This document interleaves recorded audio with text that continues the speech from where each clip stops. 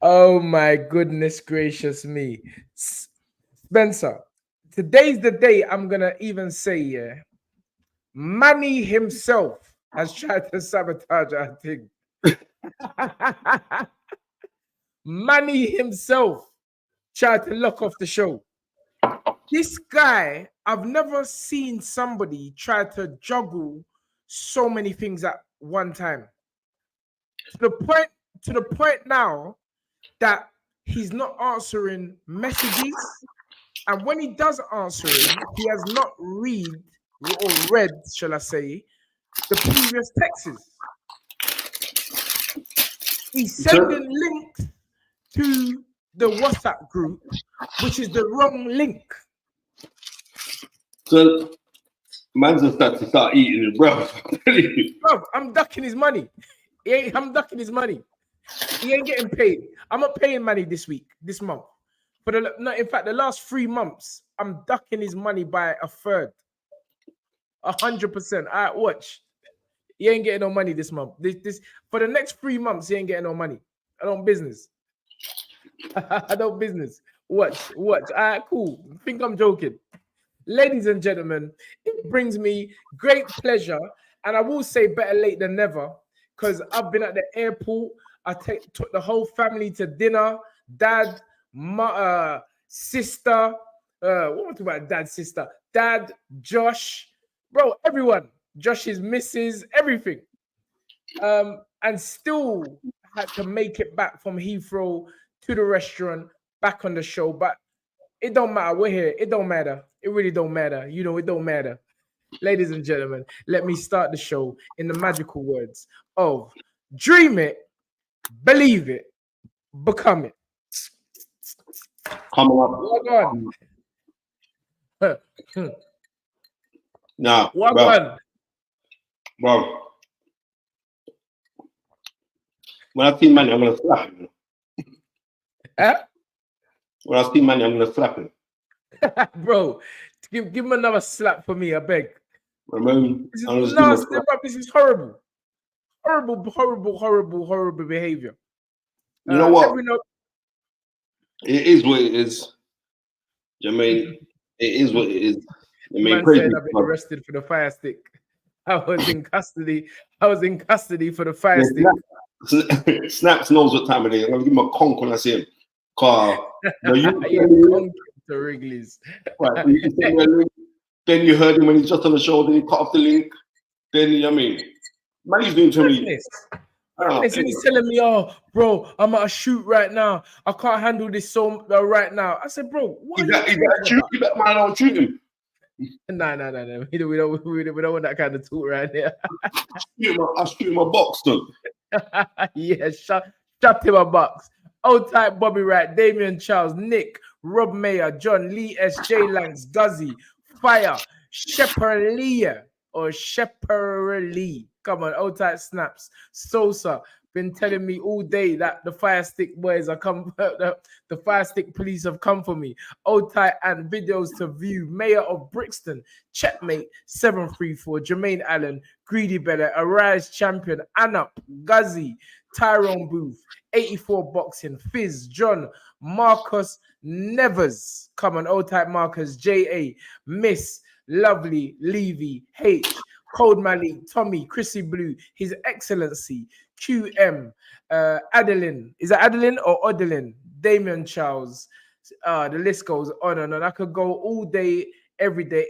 Air Force 286. You know the set. Listen, let's get cracking, Spence, because there is much to talk about. After yesterday's fantastic first installment of this section.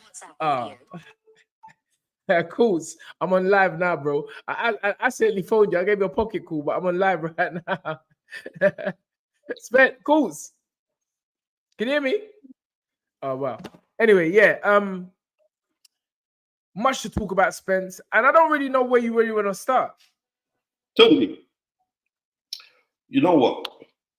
It's one of them evenings where I don't mind. I ain't got rushed nowhere. I can speak for as long as I want. You know what I mean? It's all good. I'm really, really awake. I've had a fantastic day today. One of the girls as well. So I'm just telling this thing as it is. Well, I want to start because the thing about it is we go around and say, all right, then, Chris Eubank Jr., you know what I mean, got a win last night and it boosts us up, but it boosts up his credibility to make this fight with him and the Pocket Rocket. Who's the Pocket Rocket, bro? Conor Benn's a Pocket Rocket because the size. I mean, Conor Benn's looking like Mighty Mouse up here. You know what I mean? So there's that fight, but I just got to keep this thing 100. Yeah. I just got to keep this thing 100. Someone's calling you Obi, man. Who that? CD Obi, man. Spencer there. Yeah, that's right. I mean, I just big up Fight Fan TV Live, but I'll just keep this thing 100, right? Fabio Wardley is a bad man, right? Why is it a bad man, Spencer? Tunde, he's a bad man. And I would never ever disrespect Frazer Clarke because Frazer is our guy. But I'm sick and tired. And you know why I can talk like this? I am sick and tired of men who've got more experience than their coaches going to these coaches. Right? No, I'm sick and tired of it. And this is not I'm not gunning. What's his name? What's the guy's name? The trainer guy. What's his name? Don't bring me don't bring me in mix up. No, what's the brother's name? No, we need to bring you in. I don't his name, bro. I don't know his name. I don't even know what you're talking about. The Fernandez. The Fernandez. What? No, Devil Fernandez is his name from that one. What's his name? Devil Fernandez. No, why are you calling the brother a devil? No. No. And I want him to listen to this as well. Yeah, no, Spence. That's a bit strong, mate. That's a bit strong. No. I don't listen, Tunde. Listen, you know me already, yeah? I come for that's a bit strong though. That's a strong. Brother, listen to what I'm saying to you, yeah? Man's got his hoodie. Why are you calling the man a devil? That's a strong word, bro. Man, right. Because there was nothing. Let him land tea. Yeah. Yeah, I mean, Tunde, listen, I'm just gonna be real. Like, I'm just gonna be real, yeah? I'm coming to war, man. Trust me. I'm worrying everybody. I'll just bring my guns. I'm just worried. I know business. You know what I mean? No, but why are you calling him that for those Spence? Tunde, yeah? Let me just listen good to me, yeah? Just listen good to me, yeah? When the man come in there thing, I was backing, man. Thank you very much. You know what I mean? That's who I am, right?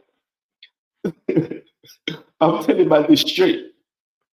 That's right. Hey, Gus, you need to talk to your Jamaican brethren. You need to, hey, Gus, that ain't right. You need to talk to Spencer. I'm being serious. No, you know why? I'm going to tell you this why. Because I regard Frazer a friend. You understand? Right? And I don't trust me. Everyone can get it from me, you know? I don't business what man want to say. Everyone can get it, bro. Right? I'm just giving my opinion, straight standard. I didn't like the fact that I'm seeing a former Olympian bronze medalist, a former national champion in the amateurs for his country, you know what I mean? A former GB squad member, a former gold medalist from the Commonwealth Games, who I've known from amateur. Yeah? Wait, Spence. Man has the back of his man has the back. Bro, I can tell this is gonna be a fire show. Let me back up the something from now. Hey, go ahead, bro. Bro, and I want you to listen to this, Angel, because you can't tell me now. I'm just want man to realize this part here, right? You had a precocious talent. Reason being, because a man wouldn't have got so far in his amateur career fighting the world's best. I want to realize this. Certain men that he was fighting on the come up were beneath the men that he was fighting when he was in the Olympics. Big up Monty Singh. Thank you very much. Tunde, you can read that. Go on. Type Monty Singh, thank you for the £20, sir. Bivol gave a masterclass, kept Beterbiev off with footwork and clean combos. Went like I thought, and Spence, the times Beterbiev had went back with clean shots. Bivol won 7-5, at least a draw. 116-112 was way out. Rematch pending. All right, we're going to do with that, but go ahead, Spence. All right, we're going to do with that. Monty, big up yourself. Thank you so much for joining back.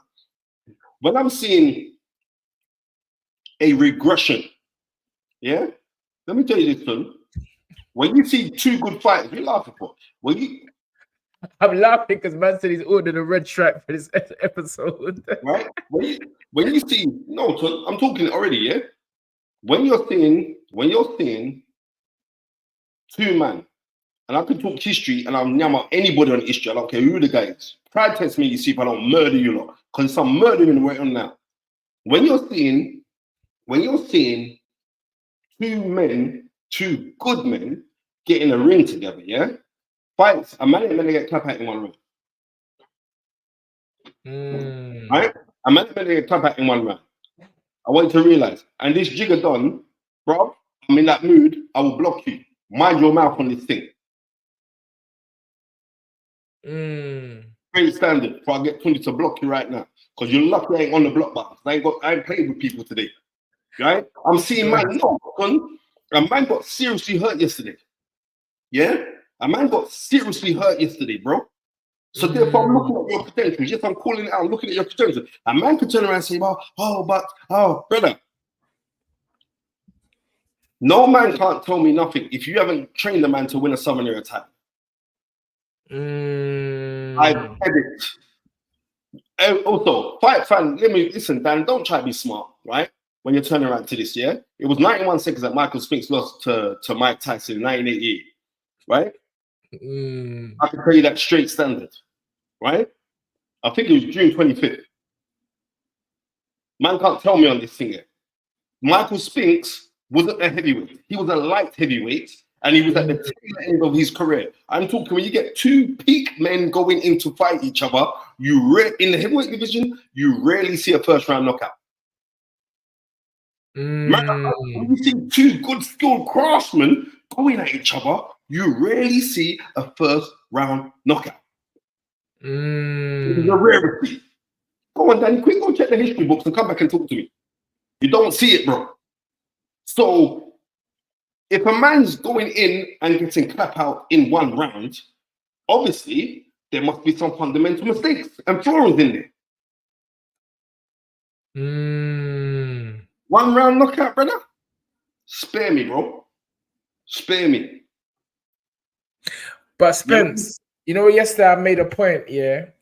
I said the fighter's got to take some blame here as well. And I'm reading Daniel J. Boten's comment. He said, I can't lie, I blame the fighters more. How do you allow someone to coach you who has never been a boxer? It makes no sense, especially in boxing. Spence, that's hard. That's a hard fact to deny. Bro, listen to what I'm saying to you, yeah? I've gone to man like Fight Fan TV live. Yeah? I've gone to them man there, and I've urged them, man, go and get your trainer's license. Go and get your setter's license.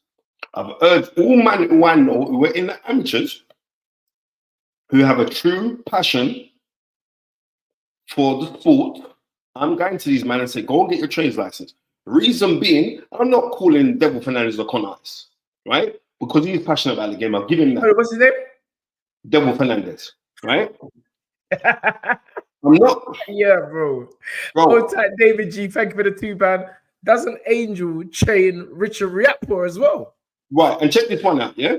This is factual, yeah? I'm not even causing no trouble. I'm just, bro, I've had enough, brother. Listen. Richard Riappo is most probably one of the most naturally athletically gifted human beings that I have seen in a long time. Right? Listen, Daniel Chambers, you can call it bad man all you want. You understand? Because you better mind come in that mood. I tell Tunde to block you. This is not bad man if you're talking facts. I'm talking facts here. You know what I mean? Too much you lot guys are a little mucking around on some little jolt thing. Someone could have lost his life yesterday. That's why I'm in the mood that I'm in, you know. I watched the fight back. Yeah? I watched it. I know you don't. I watched the fight back. Frazer could have dead, you know. I don't like to talk like that. You know me. I don't. Right. I know we don't, but this is the seriousness of this sport. Very yes, serious. I agree. The fighters are meant to take responsibility about who they've got around them, yeah? But a lot of people get a law by this false sense of security. You know what I mean? I think Tunde, you should change your name to Tunde Gonzalez Hernandez. And you see how much man come to you. Say that again. I think you should change your name to Tunde Hernandez Gonzalez. You know what I mean? I think you should change your name. I think they will clock that. Tunde is a Nigerian name, and you try to mix up with Gonzalez. Right. They'll be like, nah, he's original 419. No, Jose Tunde Gonzalez. What? How much man come to you? Because man get fooled by this law. I'm just telling you this now. Brother. You know what I mean? I'm no, because I'm seeing I don't want to talk about the death thing because we don't want to put that. But I'm seeing people get seriously hurt. Yeah? When you've been a fighter, when you've been in the gyms, when you got camaraderie with other fighters in the gym, when you go around and you've seen, you know what I mean? I've seen man get seriously hurt. Wasn't it you, Baba Tunde Ajayi, that rang me from the York Hall when my old adversary, what's his name? I can't even forget his name. Gilbert Eastman, when he got injured. You were the first man to phone me. And what? I took the phone. You took the phone. You passed on the phone. You passed on the phone to bloody hell. Well, I'm just losing it today, sucker. I'm so vexed, Sunday. I'm serious. I'm angry, you know. I'm angry, bro. I'm angry because these men don't care for these fighters like how I'm telling them they care for this. Because you got to live this thing. There's not no joke. There's not no, let me see how my social media is going on while I'm doing tippy-tappy pads. People can get seriously hurt in this thing.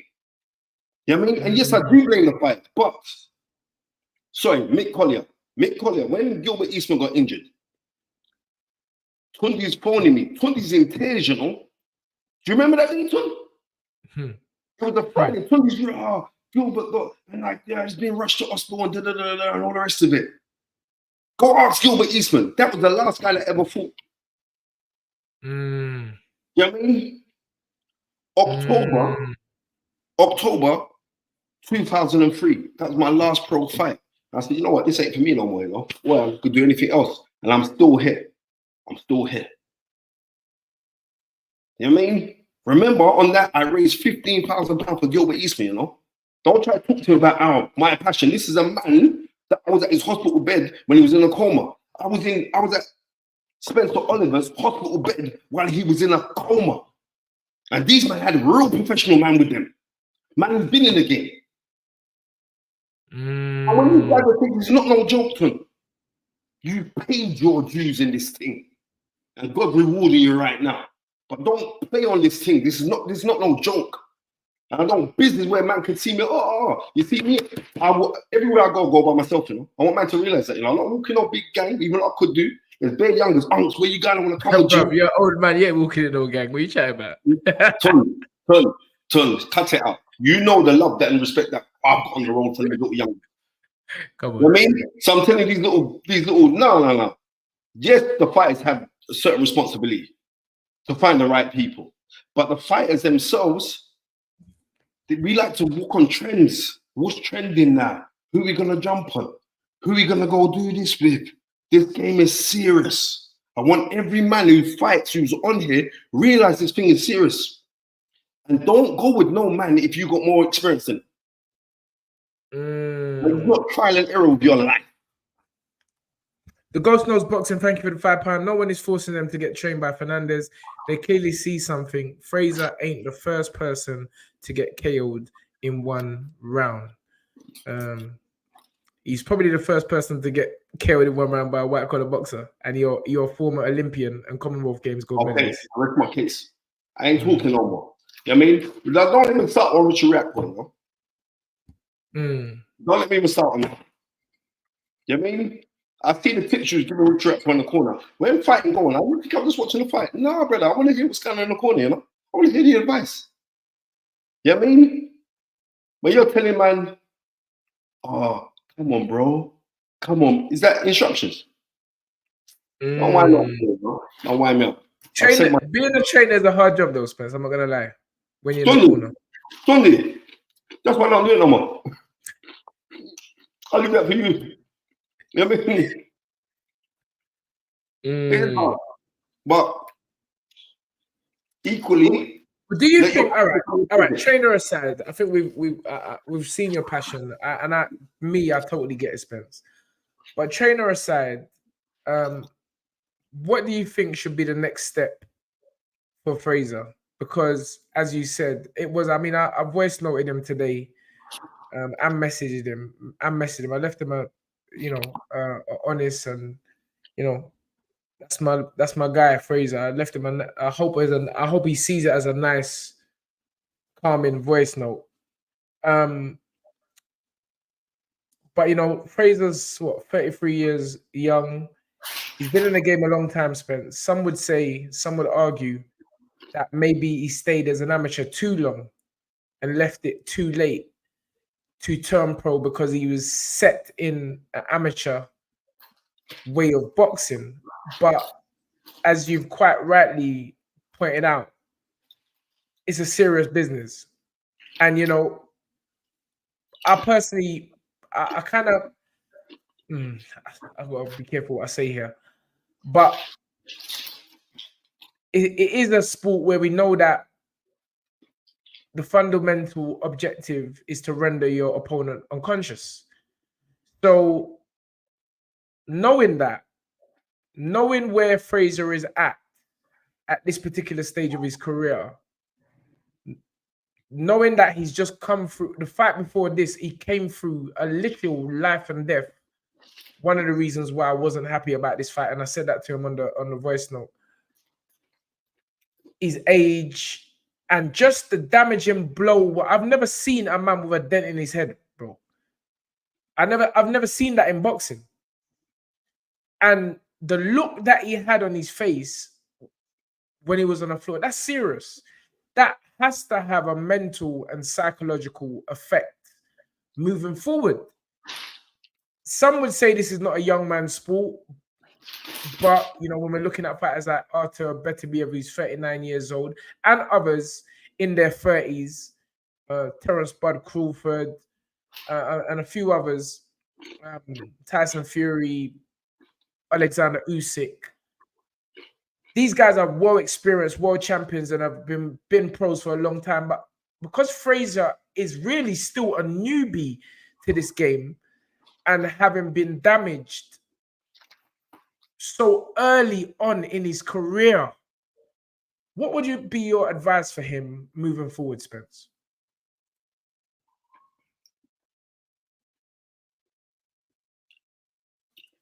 Listen, this is the thing that I say to everyone, right? and my therapist says there's a lot to me. You find true and utter peace when you work from value and not strive for value. You have to know the value within yourself, number one. And it doesn't matter what happens. Life is ups and downs. Once you realize that you are the value, everything else will align itself. But you truly have to realign yourself with knowing that you are the value. That is what I'm saying. My advice to Frazer Clarke, because I've got nothing but love and respect for him. I remember when he won the gold medal in the Commonwealth Games, and Sky used the promo with me and him together when I was doing, at the time, the world's most highest rated boxing podcast for them. At the time, I'm no longer there. It's not getting no ratings now, and that's facts. I'm not even getting no shots, brother. But I'm telling you, I don't care. I don't care. So I was saying to him, he understands boxing. He understands boxing. right? He needs to realign himself and go back to the fundamentals.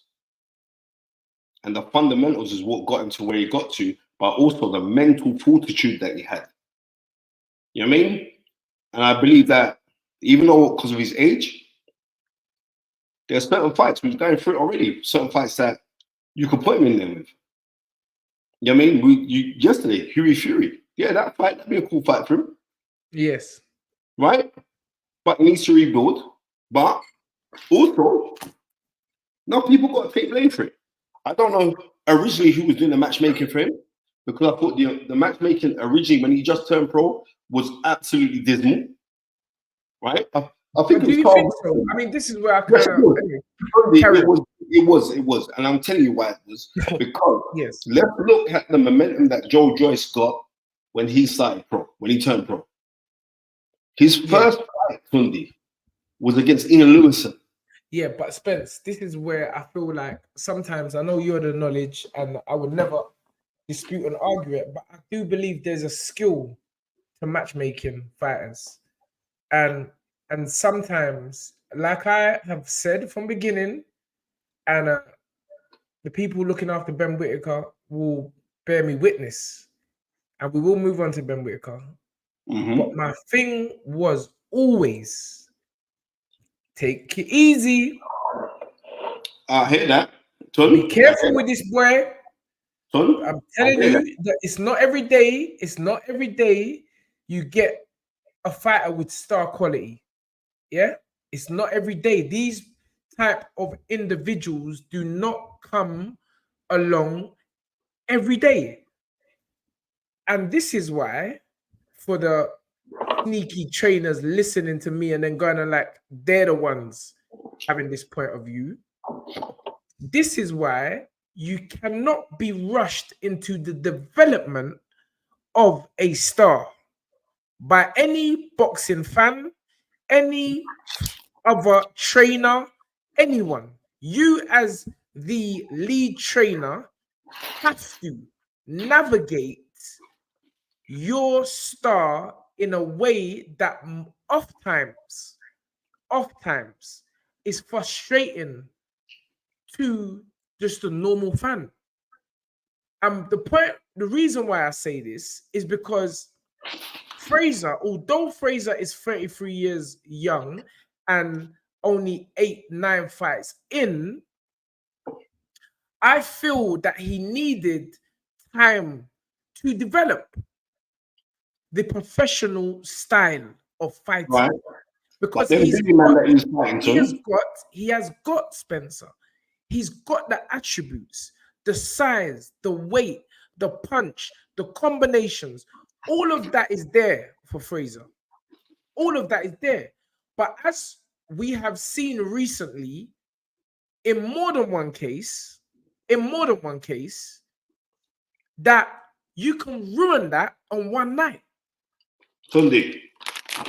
Now, not you, but it can be ruined on one night. Yes. Tunde, now this is why I have to interject with my learned friend. Tunde, what fight did Frazer Clarke have on the come up? Yes. To prepare him for Fabio Wardley? None. Okay. None. And you know why? Because he only had 7 fights. Okay. He only had 7 fights, Spence. Right. So you only had 7 fights. Wouldn't you have said to yourself, hold up a second, or people around you, there's no rush for me to fight for the British title? I would have said that. Okay. I don't know about nobody. I don't know about nobody else. This is the point I'm making. Tunde, I know. You know what I mean? Because I see when you build fighters. You know what I mean? You go to the local cemetery and dig them up, right? Nah, go to that Peckham frontline, bro. you get more for your money. So I'm saying this, yeah, the whole setup, yeah, look diabolical. You know what I mean? The whole setup. And that's them. So I'm saying, them man there, any of them man want to sit down and say, right, then, history repeats, right? History repeats. And they're like the formulas. Study the history. Spence, this is not good matchmaking. Yeah.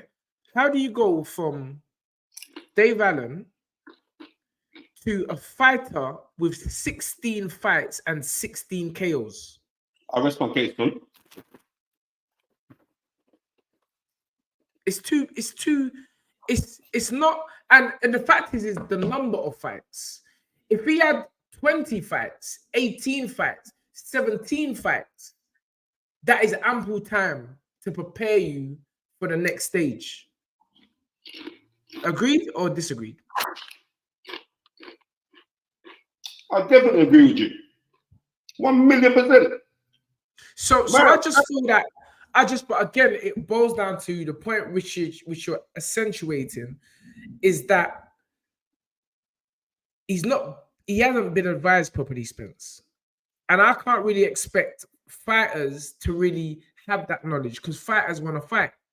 But again, I stress it's very important for these young men to think about what they're doing. And as Spence said, don't just go with the flow. What's new? Analyze the situation. Sometimes you can have a good trainer, but he's got too much fighters.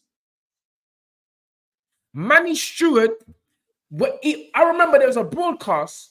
I forgot what fight it was, but George Foreman was commentating. George Foreman said, "You see, that's what happened when you got too much fighters in the gym." Yeah? All right. Too much, yeah. And I remember George Foreman said that Michael Mora actually left Manny Stewart because Joe McLennan was getting all the attention. See?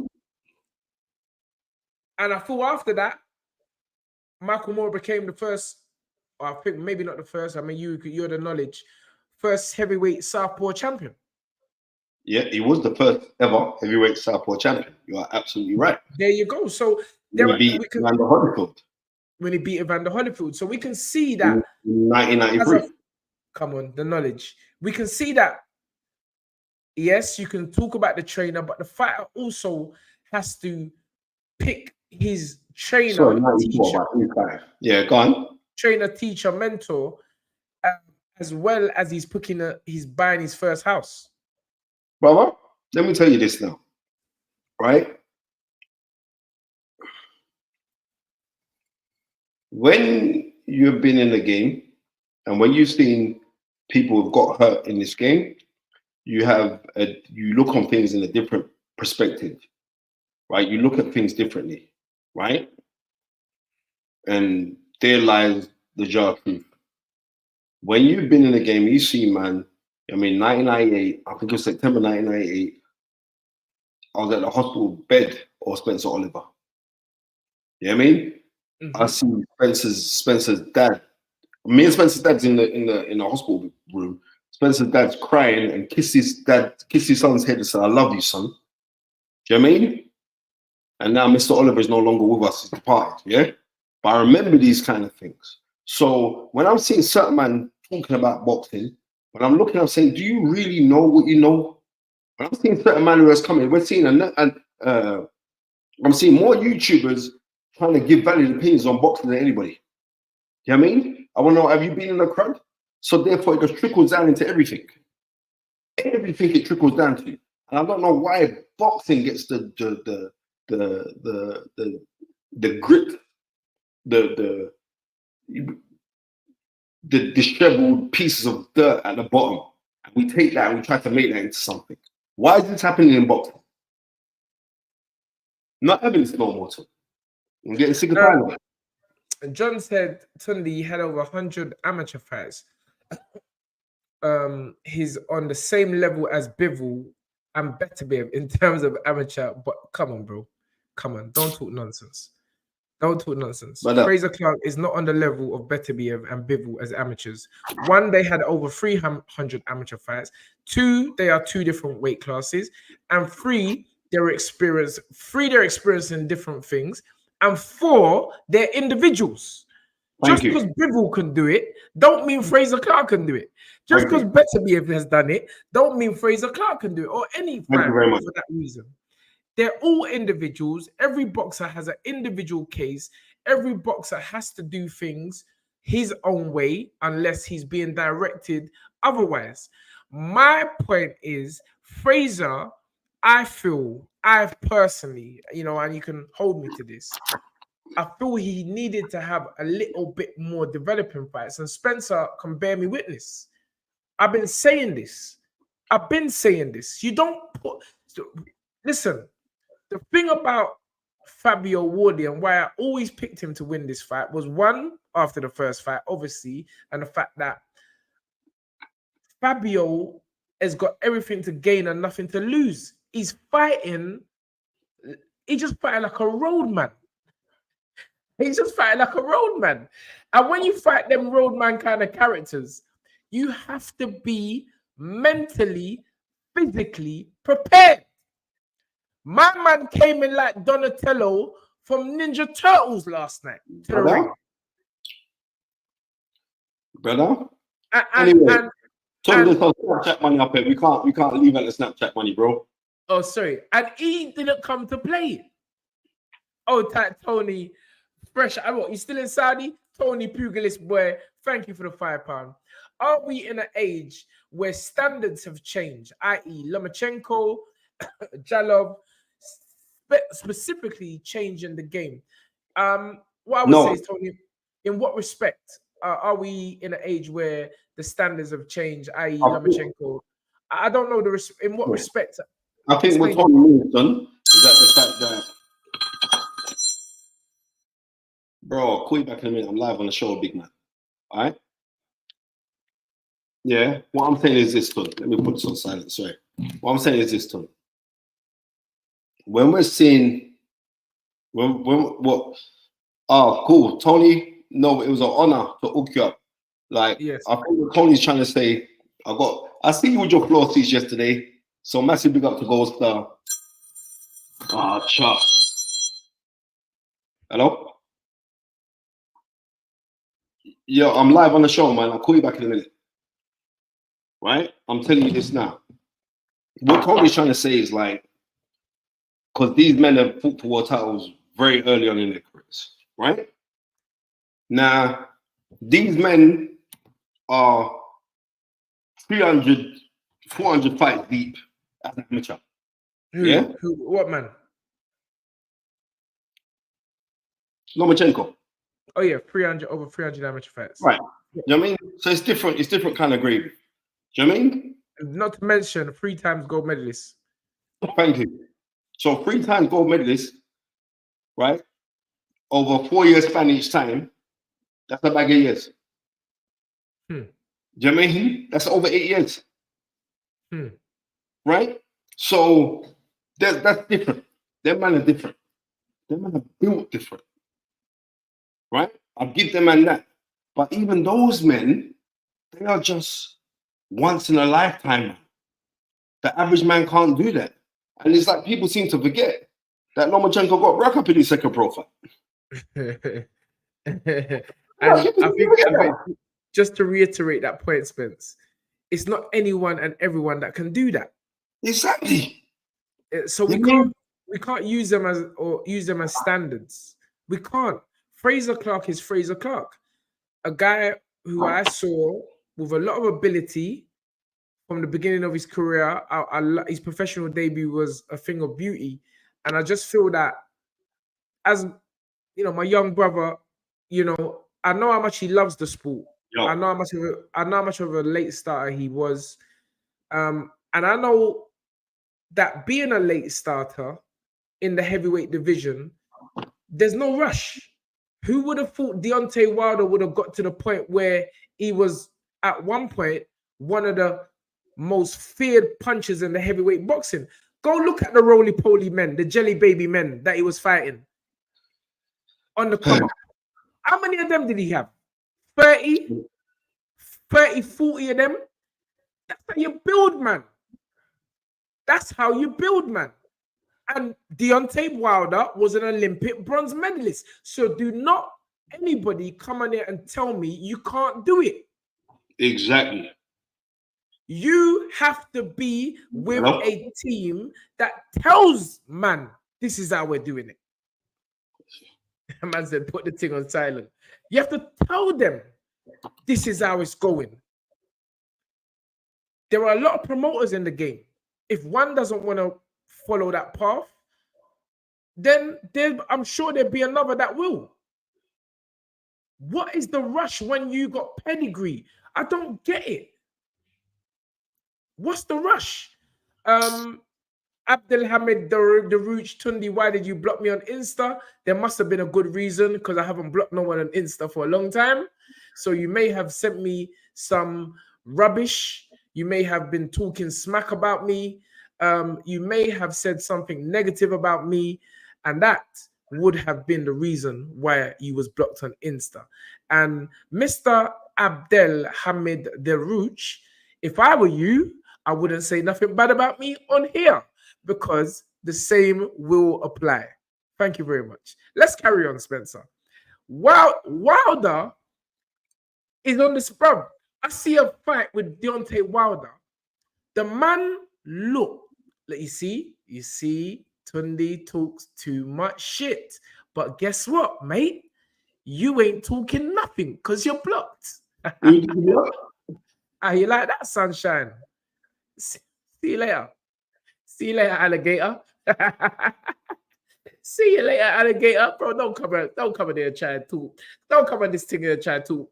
Because, bro, I'm not even giving you a chance to talk. You're getting blocked instant. I'm not Spencer. I don't give no red, no yellow card, and then you get a red card. Early showers. Any hours in control of this blocking thing. No. Bro, I'm blocking everybody. Spence, I'm not giving man no yellow card. It's straight in the bin. You're gone. Later. Get out of here. Bye. Anyway, Spence, only yams, conveying ideas, Fight Fan TV, Daniel Boja. I don't know what's the matter with these man. Yeah, I don't know what's the matter with these man here. You think I'm playing any games? I'm not Spencer, bro. I'm not Spencer. Spencer, he's got the kind of heart he will say, bro, don't talk bad about me. I'm not on it. You're gone. Later. Disconnection. Computer says no. And Tunde says no. No. You're gone. Anyway, so Spence, I was saying that I just feel, you know what it is? Me and you feel it for the youth. Me and you feel it for Frazer. And what we and everybody who was watching last night, we all feel it for Frazer. But it's the fight game, bro. And that's how you're supposed to bruck up, man. You're not coming in to play no games. It's fight. It's excitement. That's what people... But even the hardest boxing fans yesterday, they felt it. They felt it for Frazer, Spence.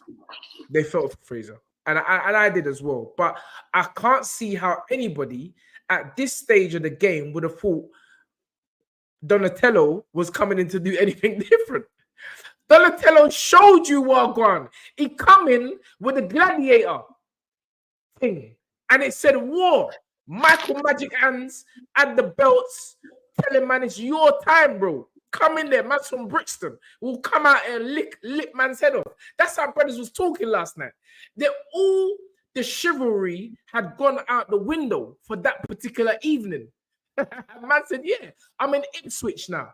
I'm in Ipswich. Don't come with no Staffordshire, nice guy business. Come with Lennox showing me all moves. Man said, yeah, all right, cool. Carry on like that. I'm going to show you what time it is. And I'm being honest with you. I love that. That's what I like. I like that. And I'm telling you, the people that you got around you are the most important asset to your career. If you don't have the man them in the gym talking certain talk to you, phone up Uncle Spence and Uncle Ton. We'll give you that little lift. Wait, there's stop, Ton. There's a youth named King Leon. He's winding me up. You know what I mean? You're threatening to block man that you're talking wicked. Block this little idiot. King Leon. Block. I said block him. King Leo, what's the matter with you? You know I'm gonna block you. I'm not, Why? bro. I'm talking. Anyway, you can't hear me, King Leo. You can't hear me, King Leo. But we're Don't talking. call his name. Don't call his name. Continue. No. He might hear it through somebody. No, I don't want to hear King it. Leo. About the thing, Tony. Don't give me no energy, brother. Continue talking. But I can't, he's disconnected. How can I get energy? I don't care. I'm finding this very interesting. I'm finding what you're saying. There's no energy. Continue. All right. Sorry. You made me lose my point now. You man are coming here to give me a joke. A man's got VAR up. We got the VAR up. We got VAR. Spencer with the VAR. Anyway, so it's Sunday. But yeah, so it was a fight. Fabio came out, done his thing. I'm not gonna, listen, I feel sometimes that in situations like this, we can end up talking about the loser on that particular night more than the winner. And we have to give credit to Fabio Wardley. That was a hell of a performance last night, Spence. Well, that was an amazing. I don't know how many people saw that coming. I definitely saw it coming. I just feel that, again, fighting in Saudi Arabia, I feel you need a bit of build-up for that. Whether you have some pre-preparation or maybe it's you're going out there, I never understand why man don't take. Everyone's waiting for the free 4 or 5 days the promoter gives you when you're fighting abroad. Yeah, maybe when you're starting, you ain't got no peas. But bro, say, all right, cool. So I'm getting my free, and I'm giving knowledge again. You man supposed to be paying me for this. So cool. You get your 5 days or your week with the promoter. The promoter that's in your contractual, that's part of your contract. But bro, when you're fighting in these places, go there another extra 7 days before. Pay your own money. See, I'm giving you this advice because nobody never we didn't know this at the start. If I had somebody, I would have hoped someone told me this. I'm like, bro, you can't be just waiting for the promoter to give you your 5 days. You have to acclimatize. Remember, we spoke about this yesterday. Acclimatize, get used to the environment. Like, when I saw my man doing all of this and I'm like, bro, look at the polarizing differences between Fabio's entrance and Frazer's entrance. Frazer coming like he just won the World Cup. Fabio was like, cool. This is on turtle business we're going on with. It's roadman thing. I'm showing you. I'm not skinning no teeth. I'm not waving to no crowds. I'm not envisioning or visualizing any pre-celebrations. You're touching, man. You're nudging. Man went on that. Man was on Yar. You know what I'm talking about. Because Yar's one of the mans them. Man went on none of that. Straight gully. That's what Fabio was on. And I love that. As a man said, gentleman outside the ring, roadman inside the ring. And that's a very good way to be. But suffice to say, my heart goes out to Frazer. I'm wishing him a speedy recovery. Yeah, a speedy recovery because he's a good human being. It just so happens the sport that you have chosen takes no prisoners. And as the great one says, maximum violence. It's maximum violence. There's no plating. You got to drill this into these man's head. So, I don't know. Listen, one thing I do know about boxing is that there's always a full guy. There's always an explanation as to why. And it's what makes the sport so great because we always got an opinion and we're going to keep having an opinion till the end of time. But, listen, Fabio, well done again. Well done. Fantastic victory last night. And Frazer, listen, we can come again. We just need to reassess, analyze, even think about if you want to continue the sport. Whatever decision you decide to make, I back you all the way. And I feel we'll move on to the next fight, Spence. So congratulations to Fabio Wardley again, and commiserations to Mr. Frazer Clarke. Okay, let us talk about Ben Whittaker. And I'm not going to say the surname like I've been reading all day on social media. I don't know, man. See, that's this you here, Spence. Break it down for us, man. Break it down. Ben Whittaker against Liam Cameron. What are you talking about? You're not going to call it out. People are talking. I told you. A war, I'm a compa war to the Tunde, right? I told man straight, right? The name that everybody's calling Ben Whittaker on social media is Ben Whittaker, right?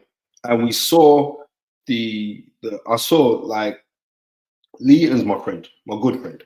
Lee Eaton went on one, right? Where he was just firing shots at Ben saying, I watched the fool. This is his words. I watched his thing with Oscar. Yeah, made from Stomping Ground. Yeah. Who's a lovely you. I love Oscar's a good you. And he said that when he saw him fall out of the ring, yeah, there was no sign of him hurting his right leg or his foot or his ankle. There was no sign of that, right? I'm just playing God's advocate because there's no devils around here. But it seems like Devil Fernandez. Yeah, it seems like certain devils can get trainer's job and get catch a bag. You know what I mean? But can you sustain it? But it's another story for another day. When he fell out the ring, yeah. And one thing I will give his guy, Joby, who's actually his godfather as well, I rate Joby as a trainer. You know what I mean? He's been through the amateur system. He's been with my man from the get-go. Ben Whittaker, when he fell out of the ring, which was very similar to Elijah Tillery versus Riddick Bowe, when they fought. Do you remember that, too? Yes. Grab him and the man drop out the ring, right? If you look at that fight, you know what I mean? If you look at that fight with Ben Whittaker, Tunde said, I don't like to use the word, this is on the live yesterday, I don't like to use the word quit, but I guarantee he's not going to continue to fight. These are your words. So it's something in your learned eyes, Baba Tunde Ajayi, yeah, the son of Samuel, you saw something that didn't sit right for you with the style, the body language, yeah, and even the times where it seemed like there was fatigue catching up with Ben Whittaker. That in his mindset, he could have thought, right, this is an easy job. I'm just going to play with his brother. I'm going to brush him out quick. Now, this could happen two ways for Ben Whittaker. He's either, right, going to face everything and run. Do you understand? Or he's gonna face everything and rise. It's up to him because he's getting battered right now. I don't think it's a good thing that he's getting bad on social media, right? Which you have to realize that this is not a frolicking fun and game thing. This thing is serious. I am saying this. What I saw yesterday of Harry was boxing isn't reminiscent to what I'm usually used to seeing from him. I usually see him doing all the frolicking and the showboating and stuff like that. Maybe that is just him. Maybe he needs just to stick to just that, because a lot of people say, well, you're not standing there right to hit with hard shots, you're not punching hard, and you're trying to put your body weight in. Well, you've got to try and readjust, because you can see there's a lot allowed Nassim Hamed in. So therefore, study Nassim Hamed how he used to position man into throw his shots, because he weren't throwing shots out from half a mile away. Who called him Nassim Hamed? No, they did the resemblance to it. Remember when he come out, I think it was his second pro fight when he fought in his hometown, and he came out with the Nassim Hamed shorts. He got the Adidas deal as well. All these kind of things. So they're saying like for his skill. But I'm saying his skill set in the amateurs was really, really sublime. It was excellent. But I'm saying again, amateur boxing is not professional boxing. Right? Amateur boxing isn't professional boxing. And the word amateur from the Greek word is for the love of. Yeah, come on, break it down. Break it down. You are a professional boxer. It is your profession simply because you profess to have this love to use this to earn for yourself and also your family. As the good book says, by the sweat of your brow you shall eat bread. For his skills, he's meant to have a factory to make bread. You know what I mean? Eddie Hearn shot shots at Ben Shalom when he's saying, if Ben Whittaker was with me, he would be a superstar. Bro, the youth was he's trended on numerous times when he's been fighting. Right? And I'm talking ridiculous numbers. 3 million on Instagram, you know what I mean? 10 million on TikTok, bro. Okay, that's all nice, but that's not fighting though. And yes, there is a business, and we need part of that to be inside of the thing. Yes, we do need it. Yes, we do. We need it. But this is going to work two ways for him. And I hope it works as he's going to face everything and rise. Because I do still think he's a talent. But I'm telling you, he needs to stick to being himself. Yesterday, I see how he's boxing. I'm saying there was no bigger stage for you to do your antics and your showboating. When people, when I don't like that, I want to turn off, and you need to show more respect. Brother, forget all that man who are criticizing you. People are watching you. Do you know what I mean? Right. He stood up and he thought, well, we're going to have a banging competition. You don't know it as a banger. Why would you take the most seasoned professional that you're going in with, who is actually a really tough guy? Tunde warned me about this Liam Cameron you. You know what I mean? I remember Tunde tweeting him after he lost a split decision to Lyndon Arthur. Tunde knows Lyndon Arthur. Lyndon Arthur's a very good fighter. You want to know why he's a very good fighter? The youth lost on points to Bivol. Trust. Right? So let's work this one out. The youth lost on points to Bivol. Right. That's one of the best. That's one of the best light heavyweights in the world. So now people, I'm seeing Jackie Boy Johnson's now saying that what's he kills Whittaker. But people weren't saying that 24 hours ago. You know what I mean? People weren't saying that. So it's like, you see, like on certain things, it's always good to be wise after the fact. You see me? Even when I call a fight wrong, I'm still right. You know why? Because I'm right for me. And I stick to my guns. I'm not, breeding thing. I've got enough friends. I've got enough love from my family. I'm not insecure on that. Told everybody, start working from value and stop striving for it. And Ben Whittaker's one of those things. He needs to realize that he's a value, start working from the value. Because everybody's saying that he quit. Everybody's saying that he swallowed it. You know what I mean? That's interesting. Kev from the gym says, Rob McCracken said, Ben is the best talent he's ever seen in his life. But Spence is right. Pros is pros. That's very interesting, Kev from the gym, because as I said, and I've said to Ben Shalom, I've said to him, I said, this you is serious. This you is serious, but you need to just be careful with him. I always are cautioning these guys, these promoters. I'm like, bro, you just need to take time. No rush, no fuss. But I'm sure, Rob McCracken said that, and I respect Rob McCracken's opinion highly. Probably trained one of the most successful GB teams ever, winning gold medals left, right, and center.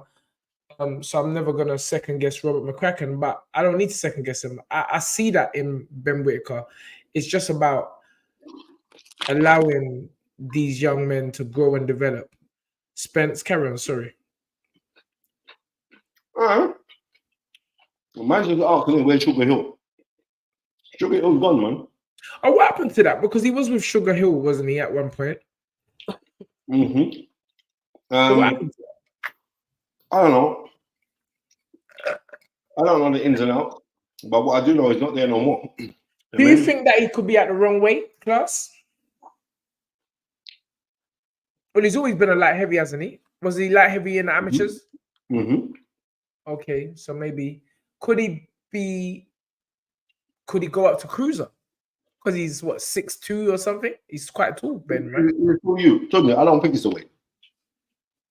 It's not the weight. Okay. I'm saying me personally, I don't think it's the weight. Okay. You mean what I do believe is that this young man's a talent, and I do believe that sometimes in your talent, you need a reality check. You know what I mean? And yesterday, as far as I'm concerned, was his Shabba Rankin moment. Right? When Shabba Rankin said that, when he said, reality, punch Shabba Rankin, mind, that was it. He got left by reality. Yeah. That's right. I'm proud of myself. You know what I mean? Don Amachi says Liam mentioned that he heard Ben's shoulder was mash up in the final presser. Could that be the reason for the performance? Well, if he showed it was mash up, he was throwing some combinations in there.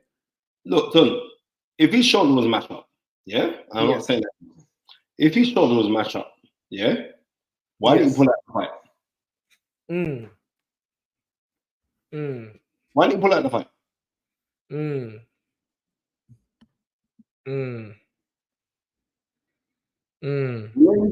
I'm not. I like Ben Whittaker. I think he's a very good talent.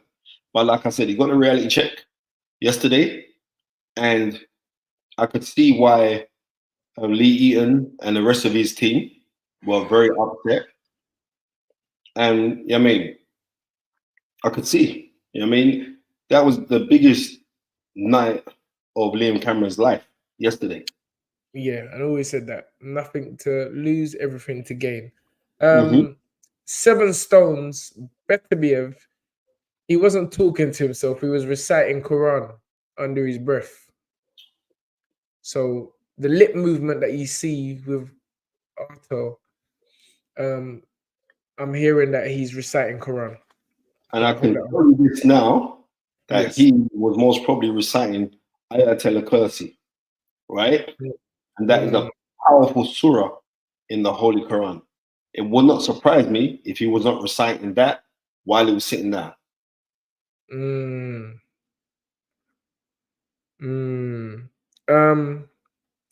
Okay, well, again, Ben Whittaker is another young man that I'm expecting a lot from his career, and sometimes it's better to have a setback very early in your career than wait to get to a certain position and realize, wow, I should have been doing this, I should have been doing that. He's still an aerial level fighter. You know, that's the truth of it. Ben Whittaker is still an area level fighter with world-class potential and marketability. And so it's just about reassessing. I would like to say he's young, but he's not even that young, Spence, from what I understand. He's like 27, 28 years old. Yeah. So he's not even that young. But listen, the way boxing is structured nowadays, you know, you have 4 or 5 good fights, get yourself back up there, and we go again. As I say, there's not major changes that really need to be that really need to happen. It's just for me, it's just basic things. It's basic things. You can't be pulling back with your chin up in the air. You know, it's just it's good. It had its purpose and its time. But now it's time to knuckle down and get serious. That's what I would say.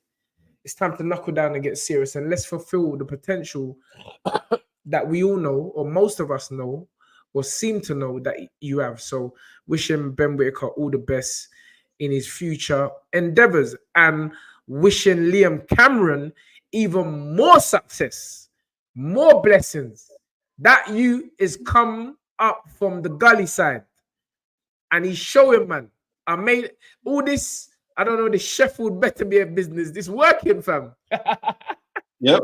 The Sheffield Beterbiev thing's working. So, bro, keep the same energy. Don't change, bro. Don't change, Liam. Keep it up, mate. Keep it up. I love this. I love a success story. I love when the so-called underdog comes in and rips up the script. It's like, bro, you might have talking about next fight. You don't know I'm there. You talk about next fight, about what you got planned. No, mate. I've got this planned. So you come and listen to do what I'm saying. So keep doing what you're doing, Liam Cameron. Great stuff. Great stuff, kid. Great stuff, young man, should I say. Chris Eubank Jr. against Camille Sarameta. I think he made it harder than it needed to be. Spence? Turn. Chris Eubank Jr. is not a middleweight no more. It's not a. He's not a middleweight anymore, too. What weight? Well, that was at middle. He's not middle. He should move up. He's a 168, isn't it? He's a 168. Yeah. That's just what I'm looking at. Looking at his body is. That's not. He's not. But you know what? Yeah. I'm looking forward to him and that is gonna be a scrap. Because let me tell you, that is going to be a scrap. I've renamed Conor Ben Mighty Mouse because that's who he's reminding me of right now. You know what I mean? If you get a mixture between Mighty Mouse and Barry White with a hairstyle, you got Conor Ben.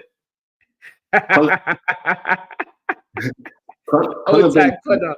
I know Conor or someone closely linked to Conor is watching the show, but it's all love, bro. It's gonna be a rockers.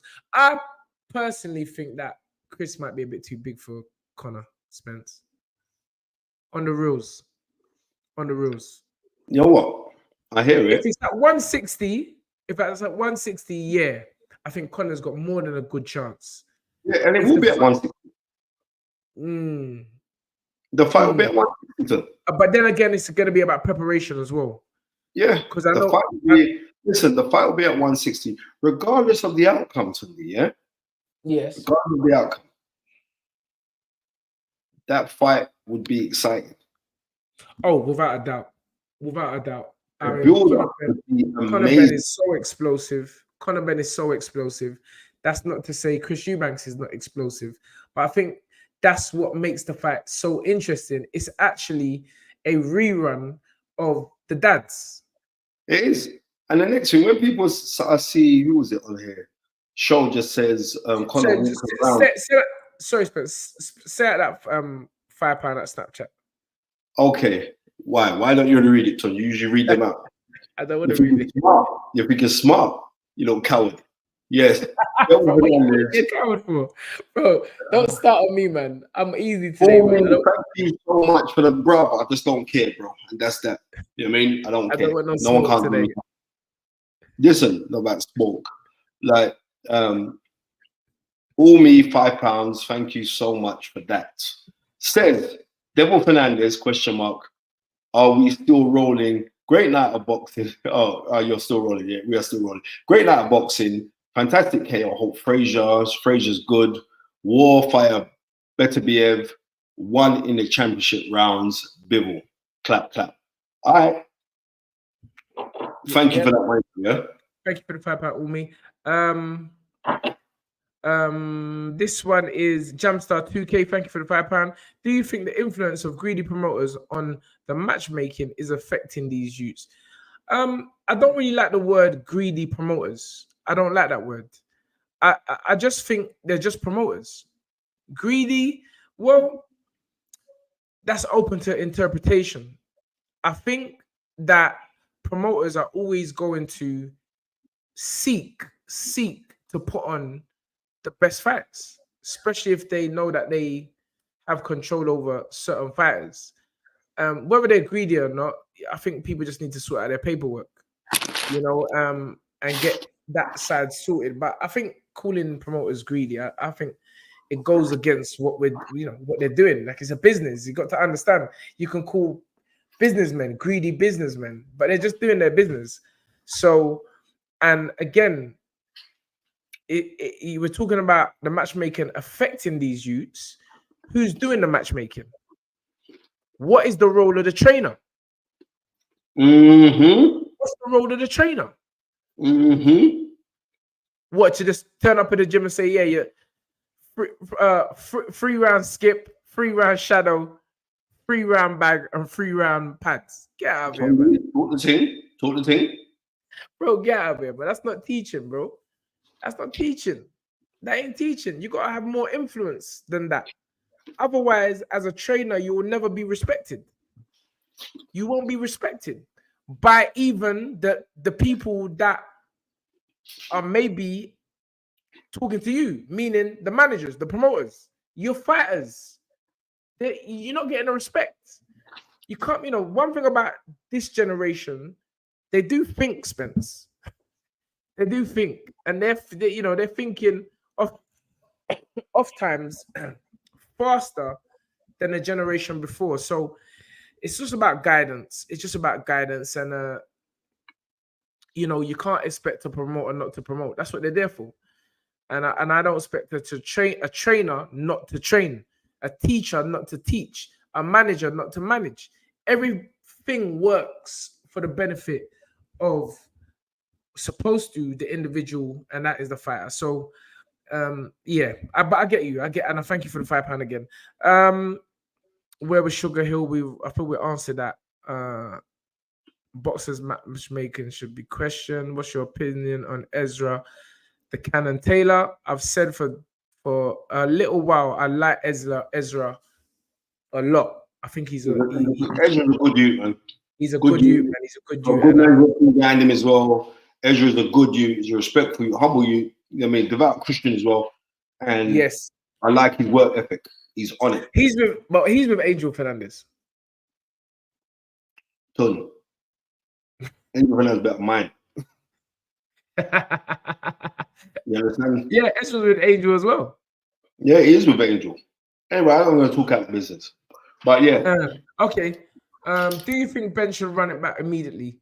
Definitely. I think Ben Whittaker should fight Liam Cameron again. I don't know how long this injury is going to affect his ring progress.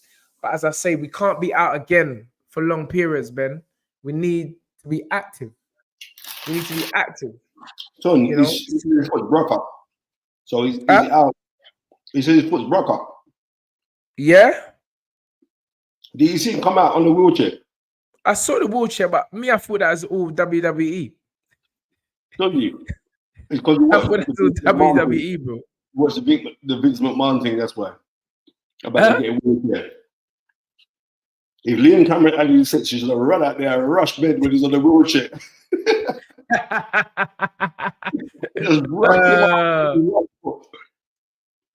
Mate. Well, again, whatever the severity of the injury, I hope Ben Whittaker gets back quickly. And again, let me not be so engrossed or imbued in the loser, or in this case, the drawer or the drawer. Let me also congratulate Liam Cameron for putting on a competitive, exciting match. The danger man, Jai Opataya, broke up, and I say he broke up Jack Massey. He punched up Jack Massey. He punched him up on a different levels. So I'm like, bro, what's going on, man? Just making this brother just making his brother just roll over all the UK guys. It's like, bro, come on, man. We need to fight this brother. And stop going in there with fear. Because that's all I see. All I see is fighters going in there fearful. And all this back foot boxing, back foot, and you're not punching. You're waiting till like Jai says, let me just ease off a little bit, throw a little one body shot and then one uppercut. Then you get confident. Then you start throwing your punches. But I'm like, nah. I don't know why these men ain't fighting, Spence. I don't know why they're not fighting. And it's always such a bad look for the UK fighters. Because they're like, man, you London boys, man, you can't fight. You can't fight. You just got to stick it on them, bro. Stick it on them. There's got to be a breakdown somewhere why this keeps on happening. But I was ready. I was like, Chris Billon-Smith's got to go in there. He's got to give it to him, mate. Because I like Chris Billon-Smith. He'll have a go, you know? And he's proven that, you know, being a Cinderella man, coming and just offloading all the London youths. Offload Richard Riakpo, offload Lawrence Okoli, offload Isaac Chamberlain. I said, yeah, maybe this is a man that can give it to Opataya, but he's chosen a different route or a different route. And he's up against it against Gilberto Ramirez. I hope he wins, though. I'll be honest with you. But I would have liked to see him against Jai Opataya. What's your overall? What's your assessment of Opataya? He's a good fighter. He's and he's improving, but am I saying that he's improving because he was up against Jack Massey? But I'm just gonna be real. Remember last time he beat Brady, so that. Bro, I've yawned about 4 times already on this show. Gone. Okay. I'm Right? gonna draw for coffee. Yeah, no, ton, because like we've been on there right hour and 15 minutes. Yeah, gone. I'm just like Jai is a very good fighter. Very. You know It's it's only getting better as well. I must admit. very good fighter, bro. Very good fighter. And I know that he's still. Yeah, well, I should have, because of the times, I weren't too sure about what was going on. I should have just hollered them man for him to come on the show. You know, good fighter. Oh yeah, because he was on. He's been Jai's been Yeah, on our show before. yeah, he's been on before. You know what I mean? Good fighter. Hold on. Ben says he'll move up, which is interesting. Is he talking about Ben Whittaker? And if what Air Force 286, can you elaborate on that, please, a bit? Because if Ben Whittaker's talking about moving up a weight, this is what I said. I feel that he's fighting at the wrong weight. And all the time, man, saying he's making the weight easy, boxers are liars. Yeah. I'm just keeping it real. Boxers are liars. Big Ben alarm. You don't know my alarm now. That's my Big Ben alarm, ready to work. Okay. Anyway, yeah. Can someone clarify that? When they said Ben is talking about moving up weight, are they Zerdo beating Chris Billam-Smith? No, it's a tough fight, bro. It is a tough fight. I think just stylistically, it's a tough fight because Zerdo is a boxer. He's a mover. He's a 1-2 left hook, spin out to the side, or right hook, 1-2 spin out to the side. All the style is wrong. Remember, I'm telling you this. The style is all wrong for Chris Billam-Smith. Opetaya's style is better for Chris Billam. I'm going to keep preaching that. Opetaya's style is better for Chris Billam-Smith. Tunde, Jai Opetaya versus Beterbiev. What do you think? I don't think Beterbiev will fight Opetaya. Even though Opetaya is very green, I don't know. I can't say. It's definitely not impossible. No way. Definitely not impossible. Jai Opetaya is young. He's still green in some respects. Arthur is Arthur. It would be a good fight, but I can't see, other than the fact that Turkey Island Sheikh may want to make it, His Excellency, I can't see why they would take that fight. You know, there's so many interesting fights still left for Beterbiev in the Bivol in the light heavyweight division. You know, the Benavidez, the David Morrell, Anthony Yarde rematch, Joshua Buatsi. It's a great a Bivol rematch. There's a lot, but you know, he's nearing 40 years young, and maybe we may not see him in the ring again. Who knows? But let's wait and see. Spence, I think the only fight we have to touch about again.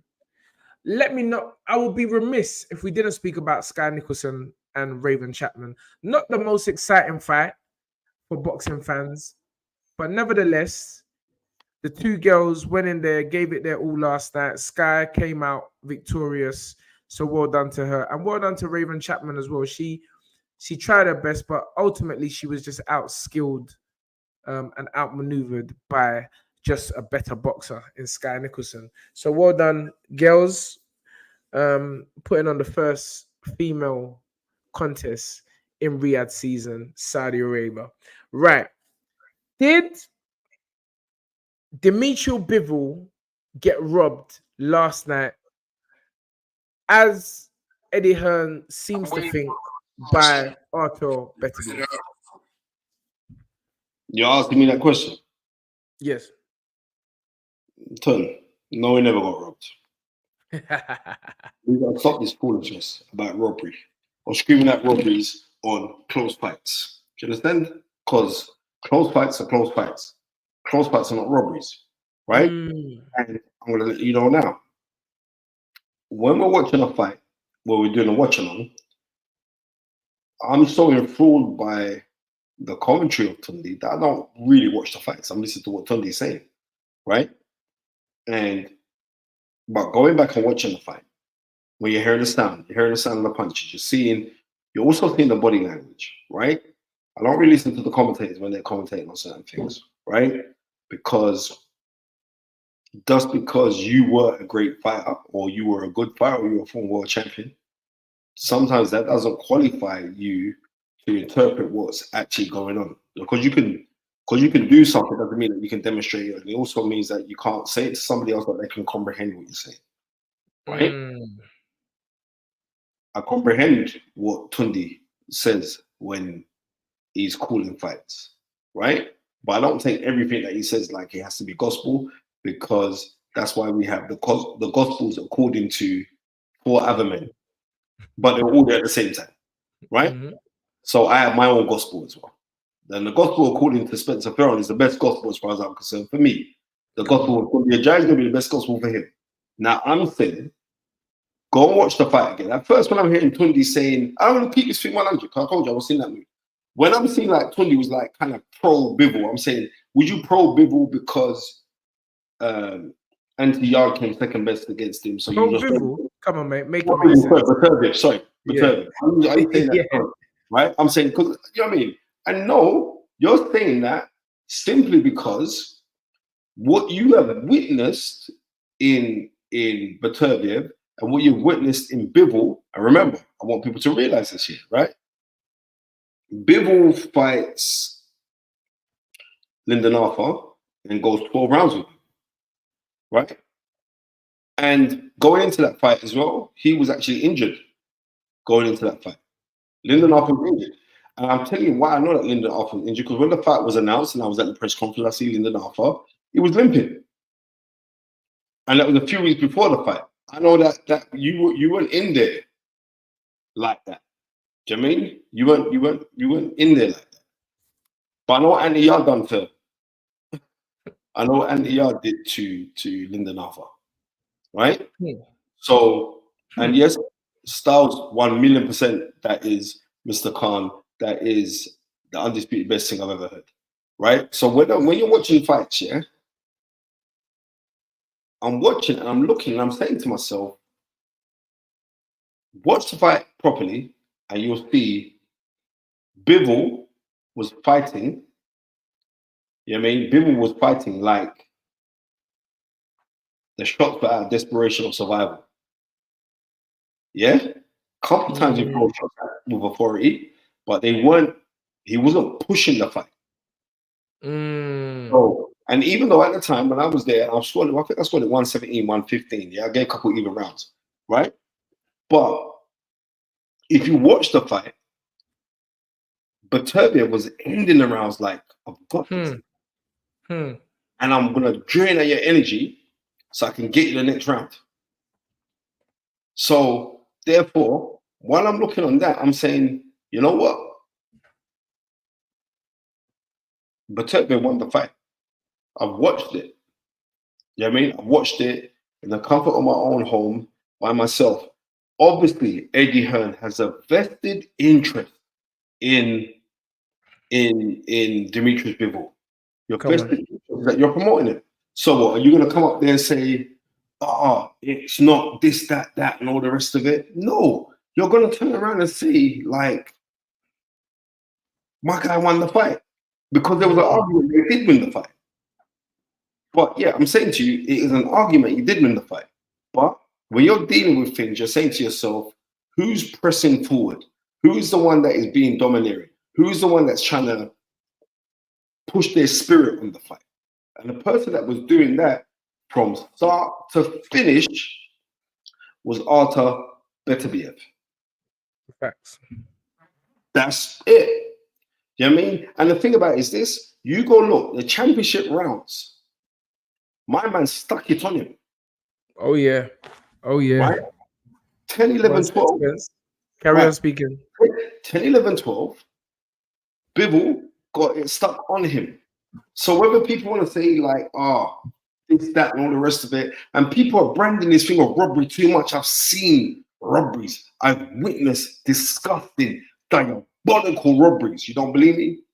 Go and was it Otto versus Robin Reed for what was that for the I think that was for the IBF for the IBF for the IBF super middleweight crown. You'll see that was a diabolical robbery. That's one of the worst robberies I've ever seen. To. So when I'm hearing people saying like, oh, this, that, and all the rest of it, no, brother, they're not fooling me. And Hassan, when you're saying people are using this chance right now to say, I've heard some little nonsense. Now people don't know Bivol's Muslim as well. So how do you work that one out?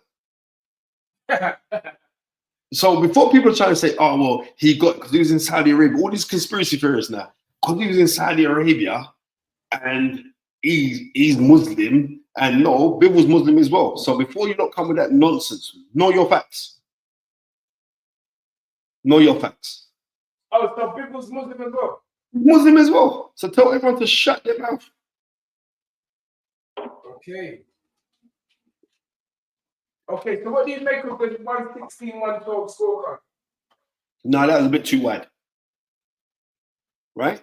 But remember, you know when you're watching fights at home and you're watching fights ringside, there's two different fights, you know? You know what I mean? Maybe the judges are hearing the punching power and the boof and the funny sounds for you to know what's going on.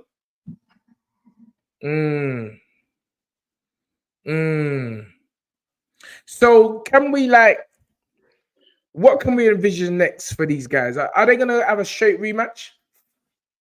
I believe that's the talk, right? I believe that's the talk. That there will be a rematch. You know what I mean? Because it's amazing. Like, you go speak to the guys in America. The majority of the guys in America who watch the fight, the majority of guys that you hear speaking about the fight, in America are all going that Beterbiev won the fight. Yes. Right. It's funny. The fans seem to be saying that. I mean, we read that comment yesterday, but I mean, there's Tim Bradley, Sean Porter, Andre Ward. They're all giving it to Shakur Stevenson. They're giving it to Bivol. But I don't get it. So, like I said already, the names that you called there, the names that you called there, will not respect the artistry of somebody like Beterbiev. Yes, I agree. Right? They won't. But I'm saying boxing is very subjective. Like I said, at first when I watched it with you yesterday, I thought that Bivol deserved to win that by 2 rounds. Right? But going back and watching it in the comfort of the living room. Won that fight, man. He won that fight. There was no doubt about it. In my opinion, there's no doubt about it. He pressed the fight all night long. He stamped his authority. He's separate. He's separated. In boxing, they call it separation. He made that separation in the championship rounds. 10, 11, and 12. Right. It cannot be denied. And when people say now, go on, of Mark Ramsey, and these we were saying like, look, we got to knock him out. They were saying that from round 10, yeah, we got to knock him out to win. Yeah. He says that every fight. Thank you very much, Tunde Ajayi. He says that every fight. That's what I'm trying to say. A lot of the new fans, they don't know. He said, Mark Ramsey says that every single fight. You got to knock him out. You got to knock him out. You got to knock him out. He says it. Remember, these are individuals. Certain individuals have certain ways of motivating themselves. That is a Beterbiev motivation. And guess what? It's worked 20 times out of 20. It's worked 20 times out of 20. Even when he fought Adam Dines and stopped Adam Dines in the 12th and final round, that's what they were saying. We need to knock this brother out. You understand? So I think that a lot of people, again, kidology, correct from Kevin, certain fighters respond differently. So I don't know why certain individuals are getting too hyped, like, oh, look, the corner even knew it. No, brother, that's his motivation. So That's they how he need, motivates himself. they listen to me. They have to say what they have to go and say. That's their business. Jackie Boy saying Carl Froch said that Bivol won. Carl Froch is a very learned man. I can't knock Carl Froch on his analogy or his analysis of how he wants to call a fight, because Carl Froch has his opinions, a great warrior. You know what I mean? But because Carl Froch said who won? He said that Bivol won. But because Carl Froch said that Bivol won, that's Carl Froch's business. I've got my own eye. So I'm trying to say, bro, man, I have to think for themselves. Right? Turn the sound off, turn the commentary off, listen to that thing on your own with no sound and no commentary. You may get a different opinion of the fight. Listen, when you're sat ringside, yeah, you can feel auras, yeah. And one man was boxing to survive, even though he stood his ground at times, but he was boxing to survive, and we could see that he was hurt. And because you know that the other man hurt his opponent, he hurt him. I realized out of most of the boxers who can't punch hard wanted Bivol to win. Most of the men, they don't like them. Bro, it's like, again, it's another indication to me that nobody likes a perfect fighter. You know, whether they're a perfect boxer, there are a lot of noise. People don't like them. Because this Arthur Beterbiev has got 20 fights, 20 KO, it's almost as though people are like, nah, he's too perfect, man. He can get outboxed. He can get outboxed. And they were hoping for him to get outboxed. And I want people to realize, I'm telling you, most of these men saying that Bivol won, they can't punch. They can't punch. They're not punchers. You understand? So they was backing Bivol because they just want some sweet boxing. But nah, the boxing wasn't authoritative boxing. It wasn't authoritative. It was back foot, timid at times. Yeah, couple rounds, he showed a little flurry and everything. But if you realize, I think it was the 7th round, he tried to get brave with Beterbiev. Beterbiev said, all right, cool, you want to swing it out? And from that moment on, it was a negative fight. John, I just want people to just realize this part, yeah?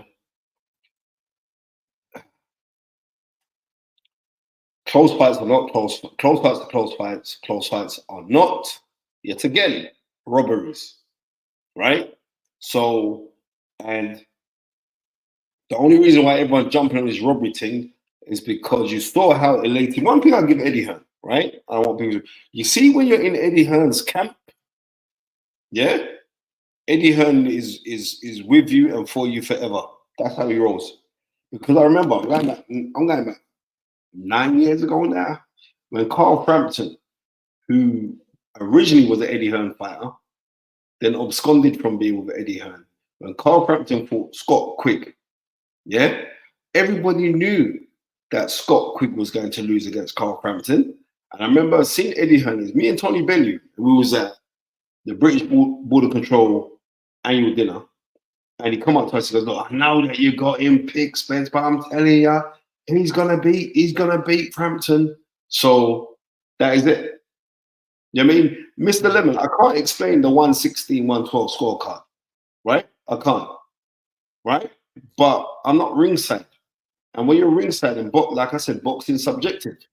And if you're seeing one man who is domineering his will, pushing forward, trying to crack up man with hard shots, and the next man's on the back foot, trying sneaky combination, we're not looking at that because we watch because we're looking for the spectacular, right? There was some brilliant work done by Bivol, yeah?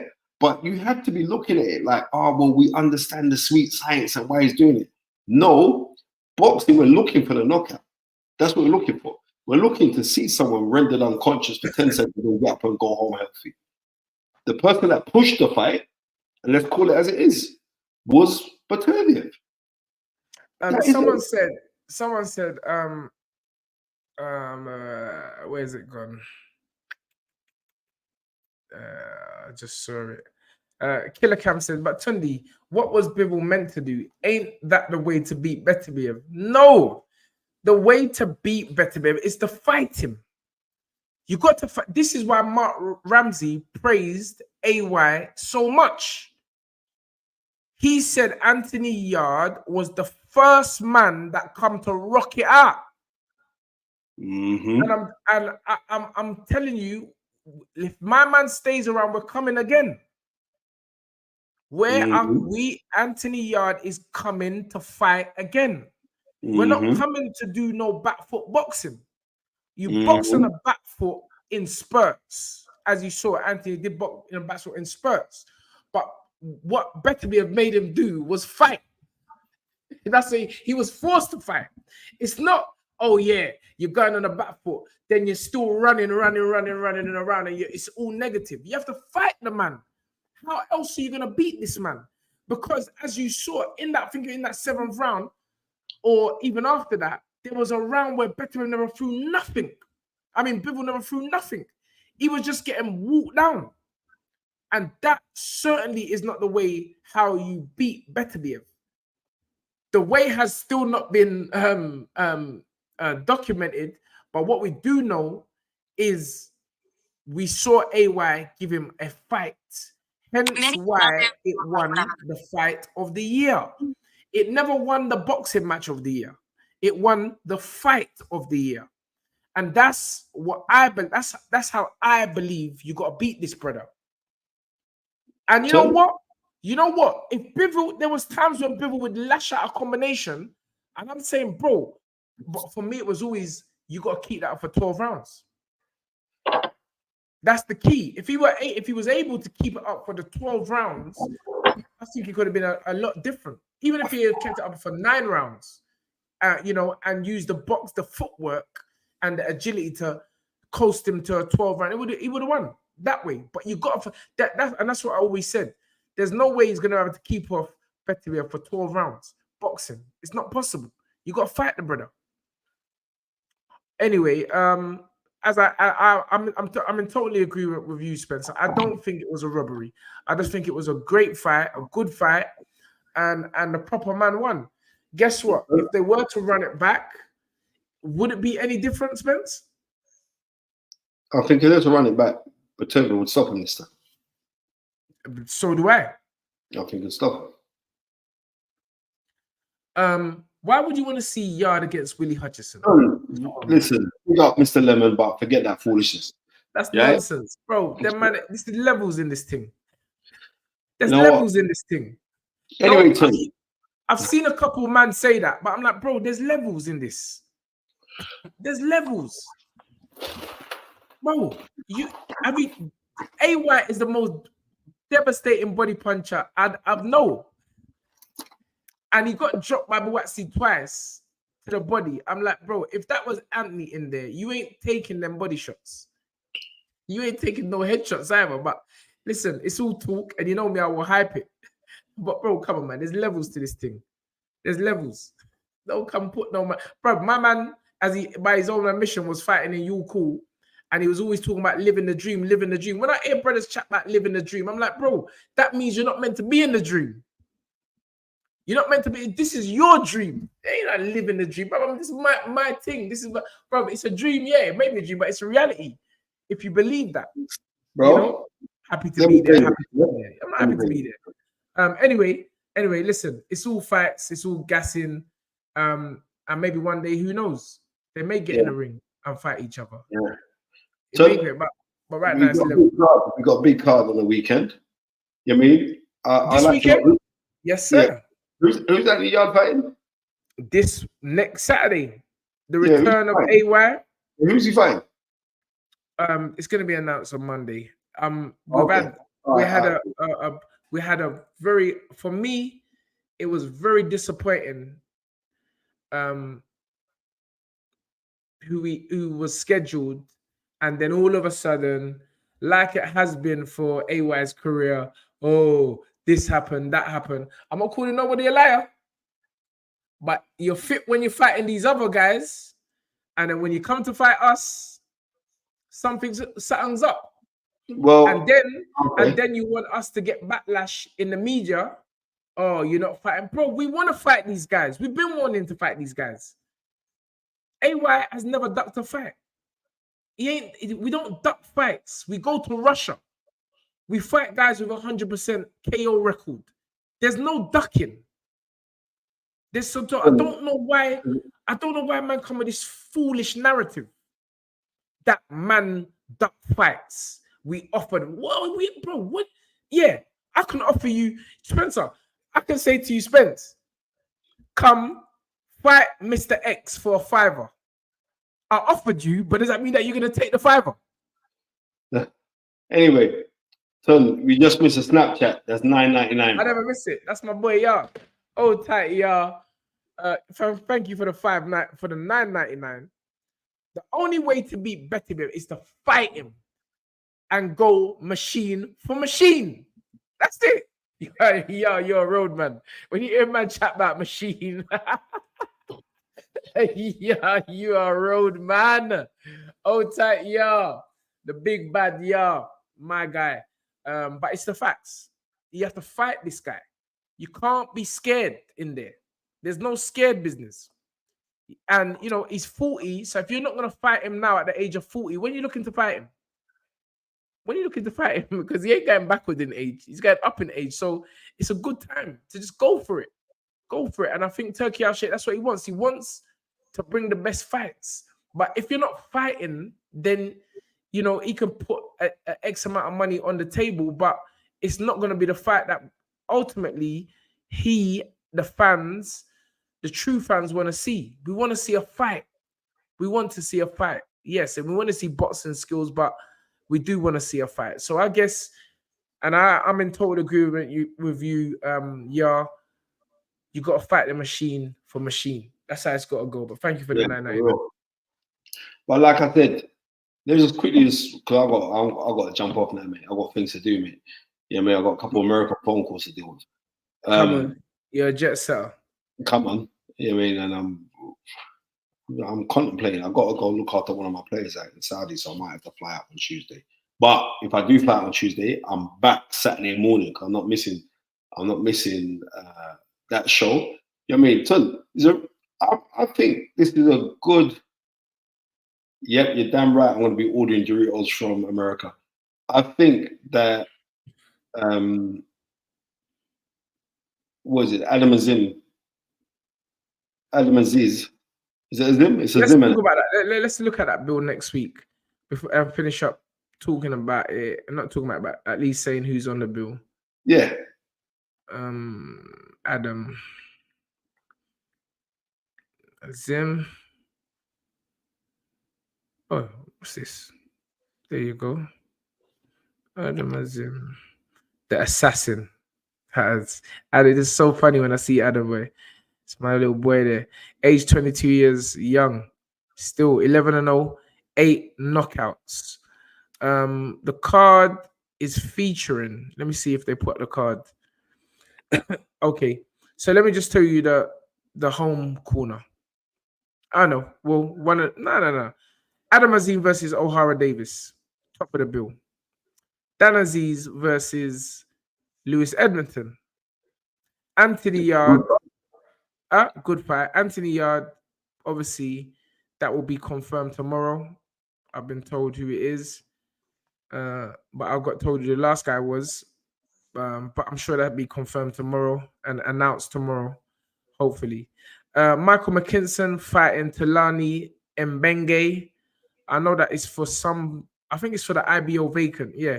The IBO vacant world welterweight title.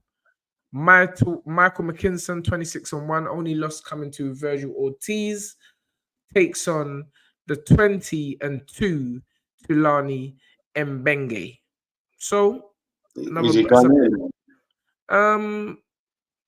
No, he's from South Africa, Cape Town. Okay. Them Cape Town man can usually fight still, you know. Yep. He lost against Formella. Right, big up Melody Robertson. How you doing, sis? He lost against Formella. My man's fighting Jamie TKV. Yeah, I'm getting to that. Jamie TKV is fighting Franklin Ignatius, which is going to be a repeat of their amateur contest. They've sparred hundreds of rounds together, or many rounds, maybe not hundreds. So yeah, that's another good heavyweight scrap. We've also got Francesca Hennessy fighting, no opponent for her yet, TBA. The return of Shannon Courtney, another lady fighting, TBA, to be announced probably next week as well. Not probably, definitely next week. And then I believe we have the professional debut of one Sam Hickey, 6 feet tall, from Dundee, Scotland. And again, TBA, to be arranged. So that's like 4 or 5 on the card. 4 on the card that needs to get announced either tomorrow or Tuesday. And yeah, Spence Azim against O'Hara is going to be a good fight while it lasts. Somebody's getting punched up.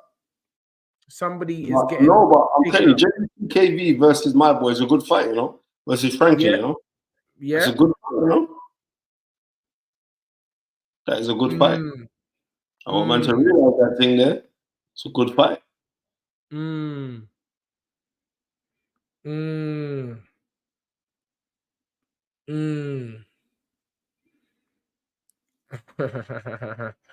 Can't really say that, mate. I don't really like that. Why? What's Alex saying? Oh yeah, I don't know. People get into this religious slagging off on social media. I think it's silly, to be fair. But anyway, Spence, it has been a good show. I feel that we've discussed everything. We've spoken about the bill next week, coming live on Sky TV, live from the Copperbox Arena in Hackney. And it's going to be a good bill. It's a good bill, Spence. I'm not going to lie.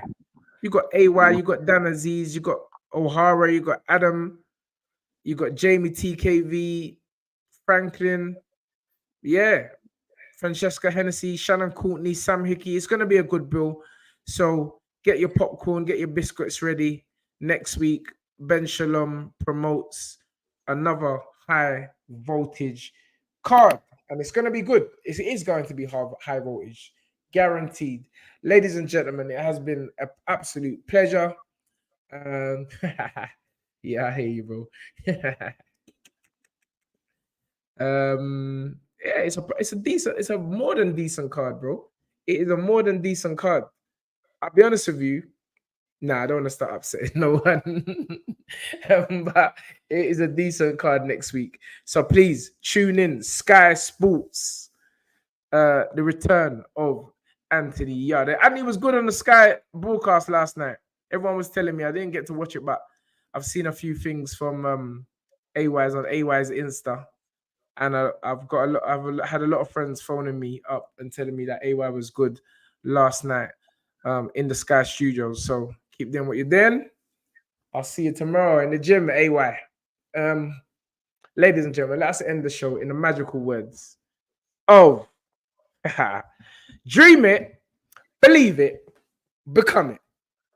Coming up, peace through fingers. I wish you all a pleasant next strong 7 days. Because we don't get weak. We get deep. We get deep. Come on. Love. Take care.